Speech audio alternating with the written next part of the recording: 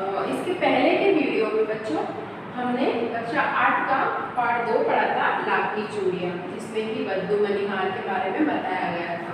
और मशीनों, जो आज का मशीनी युग है, उसका उसके चलते बद्दू मनिहार के रोजगार में क्या प्रभाव पड़ा और उसकी क्या जो व्यथा हुई थी, क्या उसके अभी के टाइम में क्या उसकी स्थिति थी, उसके बारे में हमने अभी तक पढ़ा। तो अभी तक क्या हमने उसमें पढ़ा था, लेखक और बद्दू काका का जो संबंध था, बद्दू मनिहार क्या कौन था, कैसा था, क्या करता था, वो कैसे चूड़ियाँ बनाता था, कैसे बेचता था, और उनको कांच की चूड़ियों से उसको क्या थी, चिढ़ थी।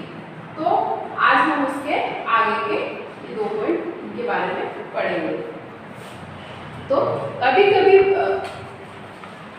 कभी बद्दू मेरी अच्छी खासी खातिर भी करता। अभी तक पढ़ा था अपन ने कि जब वो लेखक वहाँ पे जाते हैं तो वो जो बद्दू है उनको बुलाता, अपने पास बिठाता था और उनसे बोलता था, उनको शहर के बारे में जानता था। तो जब लेखक कहते थे कि शहर में तो कांच की चूड़ियाँ होती है, कांच की चूड़ियाँ बहुत पसंद है, वहाँ की पहनते हैं, औरतें वहाँ की कांच की चूड़ियाँ पहनती है, तो कहता है कि कांच की चूड़ियाँ कि वो शहर की बात तो कुछ और ही होती है, वहाँ तो सभी कुछ होता है, वहाँ तो औरतें अपने जो मर्द है उसकी कलाई पकड़ के चलती है, तो उस वजह से उनकी कलाई क्या है, नाजुक हो जाती है। तो इस वजह से वो वहाँ पे नाजुक कलाई में बोझ ना आ जाए, इस वजह से वो कांच की चूड़ियाँ पहन के कांच की चूड़ियाँ नहीं पहनती।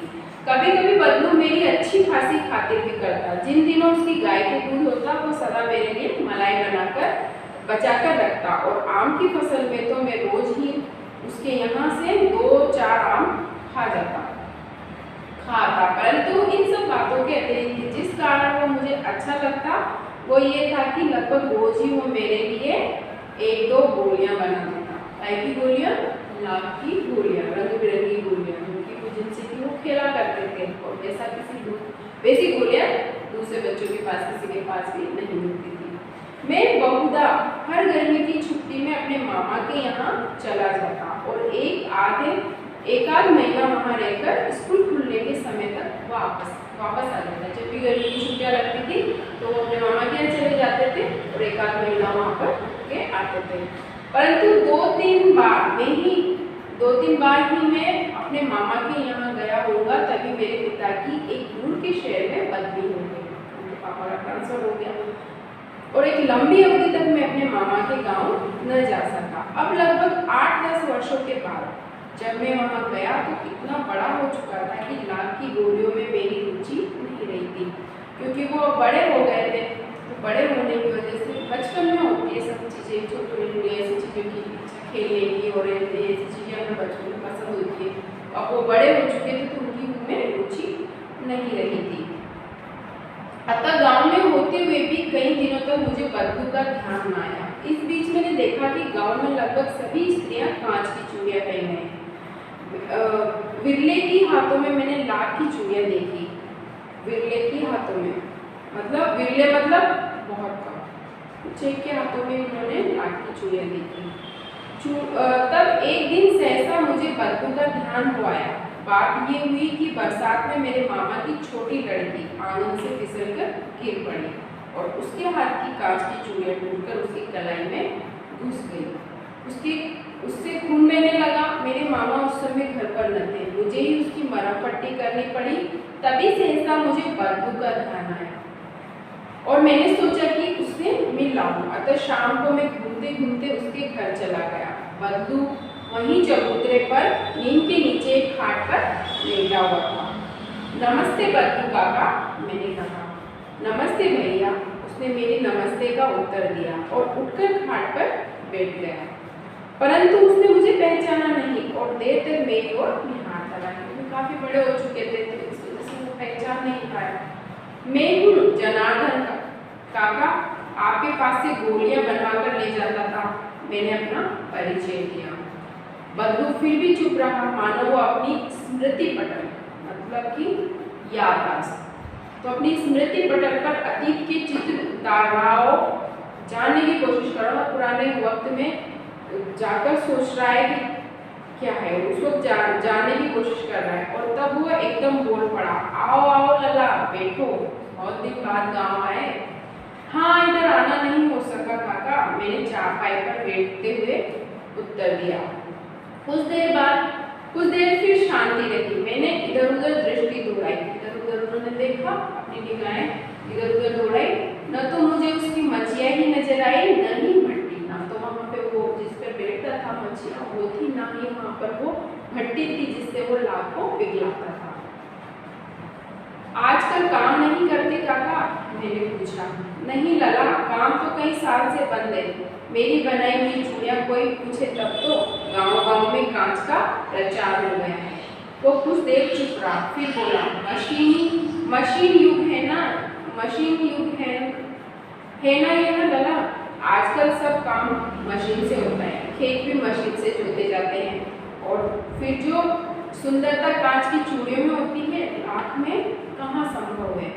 लेकिन कांच बड़ा खतरनाक होता है, बड़ी जल्दी टूट जाता है। मैंने कहा, नाजुक तो फिर होता ही है लला। कहते कहते उसे खांसी आ गई और वो देर तक खांसता रहा। मुझे लगा उसे दमा है।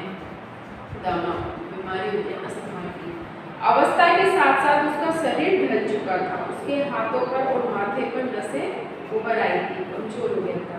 जाने कैसे उसने मेरी शंका भांप ली और बोला, दमा नहीं है मुझे, फसली खांसी है। यही महीने 2 महीने से आ रही है, 10-15 दिन में ठीक हो जाएगी।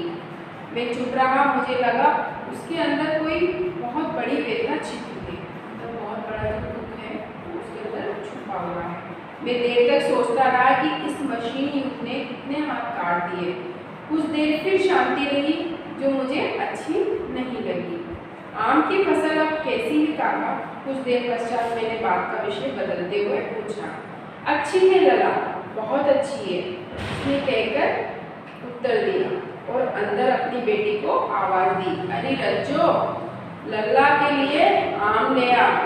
फिर मेरी ओर मुखातिब होकर बोला। मुखातिब होकर मतलब मेरी ओर बात करने की ओर मुँह करना, मतलब मेरी ओर देखते हुए बात करते हुए बोला, माफ करना लल्ला, मुझे आम खिलाना तुम्हें आम खिलाना भूल गया था। नहीं नहीं काका, आम तो इस साल बहुत खाए हैं। वाह वाह, बिना आम खिलाए कैसे जाने दूंगा तुमको। मैं चुप हो गया। मुझे वे दिन याद हो आए जब वो मेरे लिए मलाई बचाकर रखता था। गाय तो अच्छी है ना काका?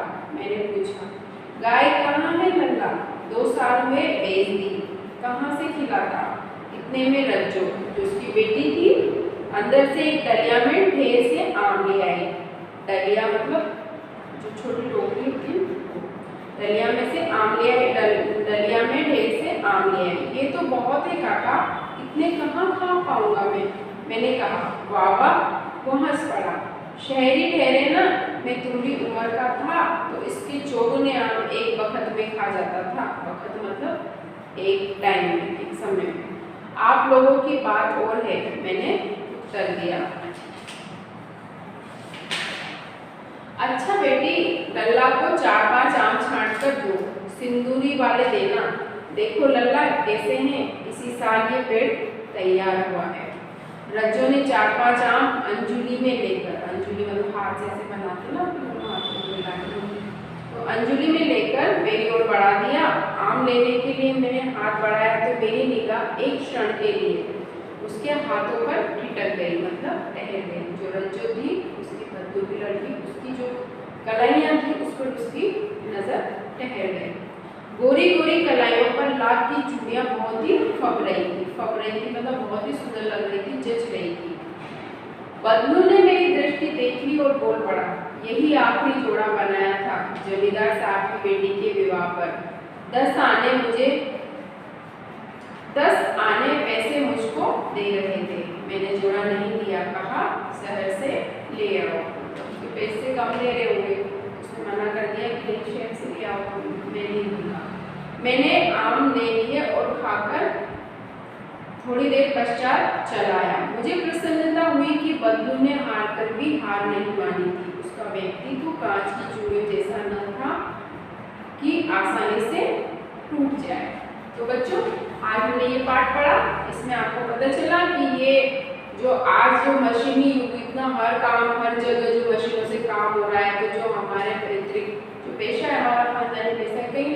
खानदानी पैसा है जो कि वो लोग सब अपना हाथ से काम करते थे, छोटे मोटे जो गृह और कुटीर उद्योग थे, तो वो सब लोग कहीं तक बेरोजगार, वहाँ पे जो लोग काम करते थे या जिन लोगों का अपना एक खानदानी पेशा था तो वो बेरोजगार हो गए हैं कई सारे। तो यही पीड़ा इस पाठ में बताई गई है। तो ये पाठ आप पढ़िए, इसको समझिए, और आज ये पाठ हमारा पूरा हो गया तो आप अपनी कॉपी में इसके प्रश्न उत्तर करिए। अगर आपको कोई परेशानी है तो आप मुझे व्हाट्सएप पर कांटेक्ट करके पूछिए।